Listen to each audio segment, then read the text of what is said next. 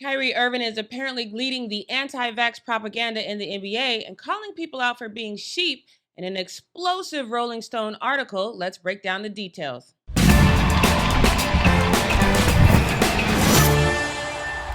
Happy Monday, everybody, and thanks for checking in with us once again here on The Fumble. I'm your host, Jackie Ray, or J Ray the Fanatic if you want to follow me on Instagram and Twitter. But first, please do me a favor. Make sure you hit that subscribe button and that notification bell.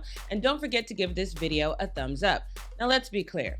There is a huge difference between being cautious about the vaccine and an anti-vaxxer. I would love to say that Kyrie is erring on the side of caution, which makes sense. As a Black man who undoubtedly understands the past and present transgressions from our government towards our communities, caution, hesitancy, and an unwillingness to take the vaccine makes sense. But anti-vaxxers often buy into conspiracy theories that make it seem like they are days away from going into an underground bunker and living out the rest of their days in a foil helmet. As far as the NBA goes, things started off okay. On August 7th, the National Basketball Players Association had a virtual meeting with the league where COVID-19 protocols were discussed.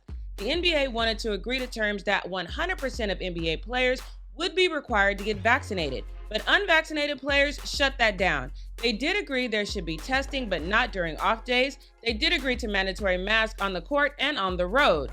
The problem is that is not going to fly in New York and San Francisco, and that is as of today, because we are still reeling from a global pandemic. You can rest assured cities are going to follow suit. And if other cities require fans and players to show proof of at least one vaccine dose to play indoors, then what? Nonetheless, I think we can all agree that this is a fair compromise to start. But like I said, it is inevitable that more mandates will happen sooner rather than later.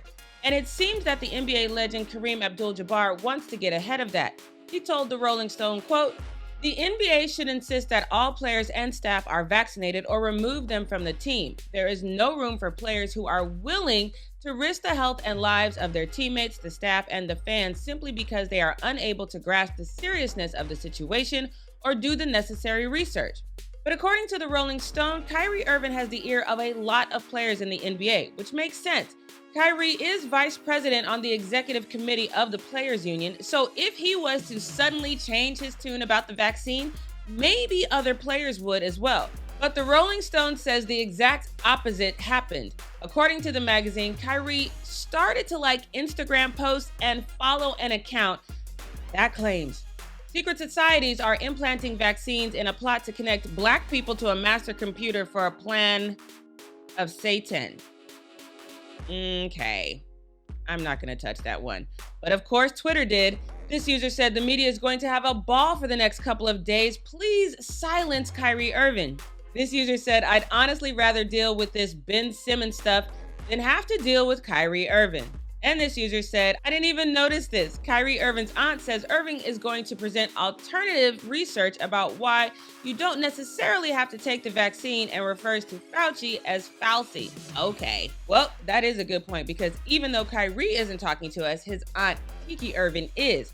Tiki runs Kyrie's foundation, and besides the alternative research, she told the Rolling Stone, quote, there are so many other players outside of him who are opting out. I would like to think they would make a way. It could be like every third game, so it still gives you a full season of being interactive and being on the court, but with the limitations that they're, of course, oppressing upon them. There can be some sort of formula where the NBA and the players can come to some sort of agreement. That would be very beneficial for players like Magic's forward Jonathan Isaac, who told the Rolling Stone that his distrust for the vaccine began when he started studying Black history, watching Donald Trump press conferences, and learning about antibody resistance.